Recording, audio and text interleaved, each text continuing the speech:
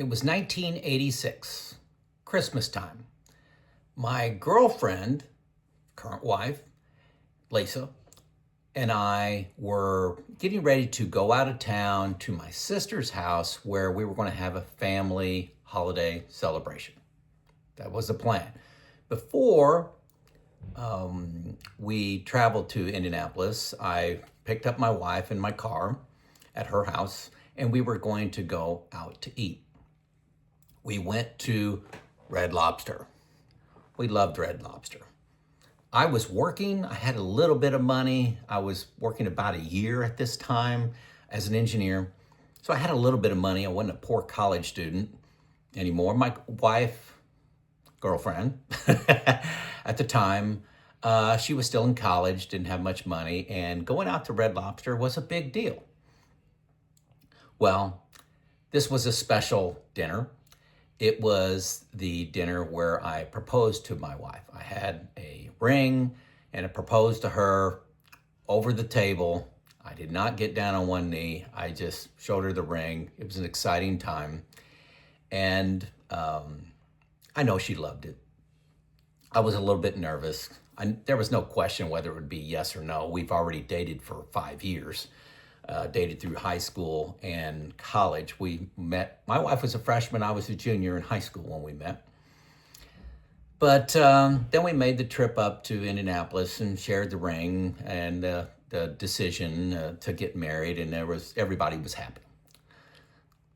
But I can't help but to think here in 2025, would I do it the same way? What if I had a do-over on my opportunity to propose to my lifelong partner, Lisa?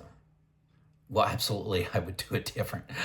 Don't put a lot of thought into what it would be, but it's kind of a joke in our family, the way I proposed. And my wife reminds me a couple times a year how lame it was, especially when you see on Facebook how everybody else does it here in 2025. So what are the do-overs in your life? I get asked all the time about what would I do differently? What have I learned, Joe? You've been retired for 6 years now. What would I do different if I was 50 years old? Just go back in time to when I was 50 years old, about my whole retirement transition. What would I do differently? Okay, so I've got 7 things here. And hang on to the end, I got 4 things I actually did right that I think were a big deal. Okay, so hang on for those 4. So number 1, do-over. I would have retired 2 years earlier, the age of 52. I retired at 54, which I know is very early, but I could have retired at 52. Especially with the software that is available for planning right now. Specifically, I'm talking about Boldin. Free 2 weeks. If you want to see what my retirement plan is in, check it out. Boldin, first link below. I just use spreadsheets. And there's some concern about just making my spreadsheets on my own. Was I doing this right? Boldin would have given me the nudge to say, gosh, you've got this figured out. So I would have retired 2 years earlier.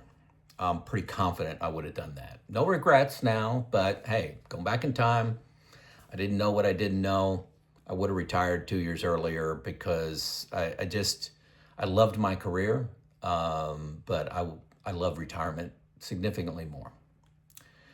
Number 2, if I would have started thinking about age 50, that I could have retired at 52, I would have spent more time making sure that the top leaders at my company knew that I was wanting to retire and that you could eliminate my job and I would be happy about it. When they eliminate your job, you get at least 12 months pay if you have 30 years with a single company. And the company was always looking to shave cost and drive efficiency. And I don't know what your opinions are of what's going on in the U.S. government right now with DOGE, the Department of Government Efficiency. But that's how I lived every minute, every hour of every day for 30 years in a commodity-driven business. We were always looking at reducing cost and efficiency. So if I would have handed that, hey, I want to retire, I'm okay leaving, and left that hanging out there for a year, 18 months, 2 years, I may have gotten a year's pay. I did follow this process. I did hang it out there, but really just for a few months. And then, in a previous video, that kind of expired, and then I kind of had my aha moment. I'll link that video here at the end. So I would have had more, I may have gotten, if I started at 50, that I was wanting to eliminate my job, I may have got 12 months pay. Could have happened.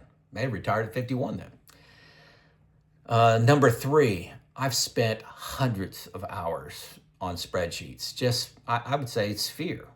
I wanted to analyze things in several different ways. I've spent, there's no way it's less than 100 hours. Creating 10 spreadsheets is where I finally ended up. Looking at my retirement all these different ways, and Boldin would cut that at least 80%. So I think the do-over is get independent input, independent sources that your retirement plan solves. Just doing it myself, even though I had 10 spreadsheets, it's all my spreadsheets. Boldin plus some other things, I'll mention here, help to get different viewpoints that, hey, it's safe to retire. Number 4, I would have had more discussions with my wife on post-retirement plans, how we were going to spend money, how we were going to spend our time. That was one of my screw-ups. I just focused only on money. I didn't talk about guardrails, like when the market was down 30%, maybe we need to pull in a little bit on our spending. Never talked about that. Just were we going to not run out of money? Also didn't spend time talking about what's an average Tuesday look like. Are we going to do everything together, holding hands 24 hours a day for the next 30 years? Or are you going to be on journeys and I'm going to be on journeys, sometimes together, sometimes apart? This YouTube channel, for example, is a journey I'm on by myself, where travel and nutrition and eating healthy is something we're on together. We do take walks together, like we took a 2-hour walk today. So more discussions with my wife would have been a nice do-over. We had a couple arguments associated with that, and that was embarrassing to miss that. Number 5 is recognition of the stress I had in my job. Health-wise, what am I going to have to pay because I worked 2 more years with stress? Okay, so job stress. I would have laughed at you out loud for saying I was under stress in my job. I loved my job. I was good at my job. I enjoyed the thrill of my job, the winning and losing, the change, the trying to drive out waste and inefficiency, to copy Doge there. But I didn't realize I was under stress until it was gone. And then it's like dropping a 15-pound weight that I didn't even know I was carrying. So, there's going to be health consequences to me working a high-stress job for 2 more years. I'm not saying I wouldn't take the same job, but consequences of working a couple more years, I hope that's not too big of a price. Number 6, I would have began eating whole foods earlier. When I say whole foods, these are foods that don't have an ingredient list on them. No processed foods. Also carbs and sugar. Even if it's one ingredient food like sugar, no. So carbs and processed foods, I've done an enormous amount of study since I retired, and they are literally killing me. And I've cut them out. I've cut them out 98%. I have my bad days. I do stress eat. I am under a little stress sometimes, like when Everly, my granddaughter, had a health scare. I ate pretty poorly for a couple months early in 2024, but that's all behind me. Everly's doing great. She's growing great. No health issues at all. She's doing great. So began focus on eating whole foods. I was delaying that until I retired. I was a stress eater, and That's just what I would do differently. Number 7, taxes. Taxes is something that happened to me when I was working. And as soon as I retired, I did not start Roth conversions. I didn't understand that I can pull from different accounts. This sounds stupid. That I can pull from different accounts. I can do Roth conversions. I can delay Social Security. I can do all these things to position myself to pay significantly less taxes in retirement. If you don't have clear vision of the taxes and the tax brackets you're going to be in between now and your mortality, say it's 25 years, especially at RMD time, yeah, it's a big miss. That's a big financial miss you have. And if you do it right, and I've shown this in Boldin, you do it right, you can actually retire earlier if you don't spend a lot of money on taxes by just haphazardly letting taxes happen to you. So Boldin gives me that clear vision. That's why I'm such a big fan of it. The taxes is great. So those are the 7 do-overs I would like. If I was 50 years old and I was heading into retirement, I would have gone 2 years earlier. I would have had more time to maybe eliminate my job, get a year's pay, hundreds of hours in spreadsheets, more time discussing with my wife what retirement was going to look like beyond just money, job stress, eating whole foods, taxes. Okay, now the 4 things that I got right, and I thought about these, I implemented these, did these, but good gosh, I'm glad I did. What if I wouldn't have? Number 1, savings rate. I started saving 9% and got the company match day 1 when I started working in 1987. 1987. Yeah, 1987. Yeah. Like I said, I'm just thinking about when I proposed to my wife. We got married in 1988, so it was right about the time I started working. It was, right then. Okay, but every raise I got, I started, I'd increase my savings rate by 1%, 2%. Then I got a nice promotion, and I was able to get deferred compensation, which allowed me not to fall into lifestyle creep. I chose to put that money into a deferred account. Whenever I retired, that deferred account, I got it paid out to me for 10 years. So I've got substantial, it's like a pension I was getting for 10 years. Now I'm 6 years into that, so I got 4 years left of that, but that was fundamental to me.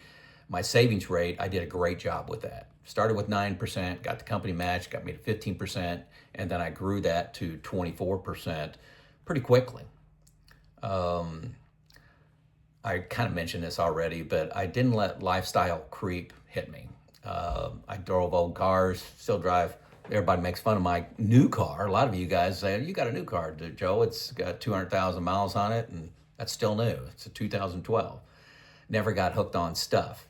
Third thing I did well is, you've heard the rule of thumb.